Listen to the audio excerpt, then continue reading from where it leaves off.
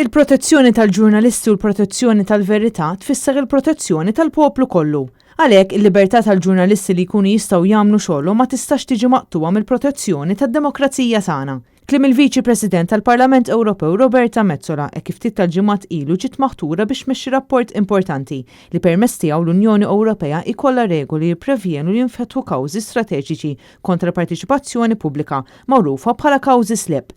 Il-Viċi President tal-Parlament Ewropew qalet li Daphne Caruana Galizia hija eżempju ċar ta' dan kollu iżda mhux biss, għax diversi ġurnalisti kmamer tal-aħbarijiet u attivisti kollha qed jaffaċċjaw theddid li qed ifixkel il-ħidma tagħhom biex jolqulhom ħalqhom. So what I hope to find in this European Parliament, and I'm confident that we will manage, together with my colleague Timo Volken from the Euro Committee, is a strong and broad political support of a legal framework that protects these journalists, these civil society organizations, these NGOs from being hampered from doing their work, because ultimately it's in the public interest and they're doing this for the public good. Il-Parlament Ewropew ilu żmien twil jitlob biex tittieħed azzjoni sabiex ikunu protetti il-ġurnalisti u jkun hemm leġiżlazzjoni ġdida kontra l-isleb. Roberta Metsola saħqet li għandu jkun hemm sanzjonijiet kontra dawk li abbużaw mill-liġijiet dwar libelli u malafama fil-konfront tal-ġurnalisti.